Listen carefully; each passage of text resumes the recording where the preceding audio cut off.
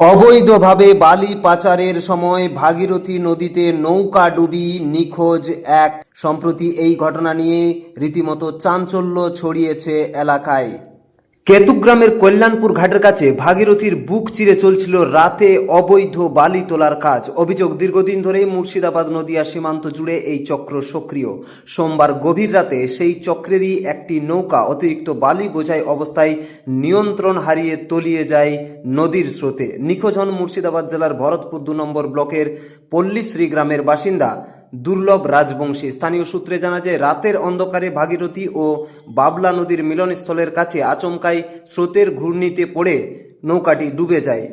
নৌকাটিতে 13 জন ছিলেন বলে জানা গেছে, তাদের মধ্যে 12 জন সাঁতার কেটে প্রাণে বাঁচলেও দুর্লভ রাজবংশীর আর কোনো খোঁজ পাওয়া যায়নি। ইতিমধ্যেই কেতুগ্রাম থানার পুলিশ ও ডিজাস্টার ম্যানেজমেন্টের বিশেষ দল উদ্ধার কাজ শুরু করেছে। অভিযোগের আঙুল উঠছে মুর্শিদাবাদের শীষগ্রাম গ্রাম পঞ্চায়েতের সদস্য শিখা রাজবংশী তার স্বামী মধু রাজবংশীর দিকে। অভিযোগ, ক্ষমতার দাপটে তিনি দীর্ঘদিন ধরে রাতের অন্ধকারে একাধিক নৌকায় বালি পাচারের কারবার চালিয়ে আসছেন। তার মালিকানাধীন নৌকাগুলির মধ্যে একটি ছিল গত রাতের ডুবে যাওয়া নৌকা।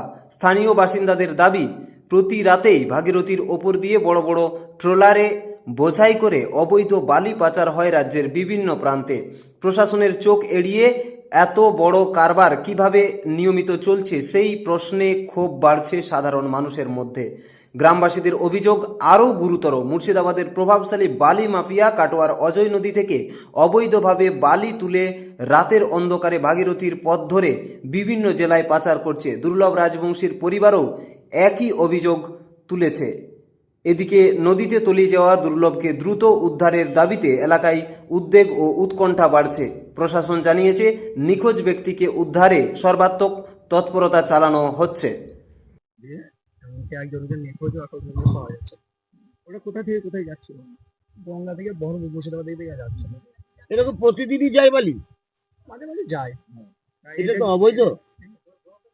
এটা স্যার আমরা বলতে পারি, কিন্তু এই যে নিখোঁজ হয়েছে। আর বাড়ি কোথায়? মুর্শিদাবাদ, ওনার বাড়ি মুর্শিদাবাদ। ওর বাড়ি মুর্শিদাবাদ। তো এই রাত্রিবেলা গভীর রাতে নিয়ে যায় এখানে কি কারণে নিয়ে যায় বালিগুলো, গঙ্গার বালি? ঘরে ভরাট করে সব সাদা বালি, ঘরে ভরাট করে সব। পুলিশ এসছে খোঁজ খবর? হ্যাঁ, বড়বাবু এসছেন, মেজবাবু এসছেন, কিন্তু আমাদের সব স্টাফ এসছেন, ওনারা তদন্ত করে দেখছেন। বলে দেখি শুনে কোথায় থেকে বালি আনছে, কোথায় বিক্রি করছে। এই বালিকে ভরতপুরে বা শীষগ্রামে কোথাও গিয়ে মানে স্ট্যাগ করা হতো না, ওদিকে কোনো বালি। তাহলে কোথায় গাঁদা করতে? এই দিক দিয়ে গিয়ে বাবলা নদী হয়ে যেত, তাই তো? বাবলা নদী যাচ্ছে, কি গঙ্গা দিয়ে যাচ্ছে, ওখানে গঙ্গা দিয়ে যেত বলা যাচ্ছে, বলতে পারছি না। তা এবার ঘটনা হচ্ছে যে মধু মধু পালিয়ে গেল কেন?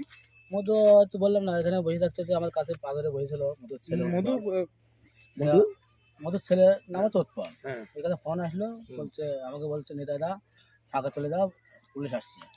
আমরা বলছি আমরা ফাঁকা যাবো কেন, আমাদের লোক মারা গিয়েছে, আমরা খোঁজ পাচ্ছি না, আমরা চলে যাবো। মধুর কতগুলো নৌকা রয়েছে?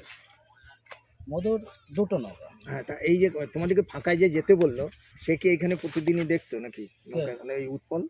না, আমাদের ওইখানেই বাড়ি তো। আচ্ছা, আমাকে চেন পড়ে যাচ্ছে, ওই দিন বলতে পুলিশ আসছে, বিপদ হতে পারে, ফাঁকা চলে যাও। ওরা আবার চলে গেল, আমরা এখান থেকে সরলাম না। হ্যাঁ। আমাদের গ্রামের তো আরো সব বসে আছে। আর মধু নৌকা চালাতো কে? ওই লেবার গুনে চালাতো। কে কে ছিল কালকে রাতে তোমার ভাইয়ের সঙ্গে? কে কে ছিল আমাদের গ্রামে কে গেছে আমি বলতে পারছি না। আমি দেখেন তো এমনি পরিচিত কেউ ছিল যে 12 জন যে নিজেকে উদ্ধার করতে পেরেছে? মোট 13 জন ছিল বলছেন। হ্যাঁ, 13 জন ছিল, শুনছি 13 জন ছিল। হ্যাঁ, যে 12 জনের খোঁজ হয়েছে, আর আমার এটার খোঁজ হয়নি। এটা অবৈধ তো জানতোই। তাহলে আসতো কেন? আসতো কি পেটের অভাবে আসতো আর কি, এইটাই। আর মালিক এখন কি বলছে? এখন মালিক আমাদের সকাল 8টা থেকে টাইম দিচ্ছে, এখন অবধি সে আমার সঙ্গে কন্টাক্টই করলো না। আমরা এখানে এসেছি কি করতে, তাহলে আমার কথা আসুক সে, আমার কি উপায় আছে, আমাদের কি লাশটাকে কোথায় খোঁজার ব্যবস্থা তো করতে হবে। সেই জিনিসটাই করছে না, আমাদের সঙ্গে কোনো কন্টাক্টই করছে না। এড়িয়ে যাচ্ছে কেন মালিক? মালিক এড়িয়ে যাচ্ছে কেন সেটাই তো আমরা বুঝতে পারছি না। এড়িয়ে যাওয়ার কারণটা কি, তার মতলবটা কি? কেতুগ্রাম থেকে আরিফা খাতুনের রিপোর্ট, রূপসী বাংলা মিডিয়া।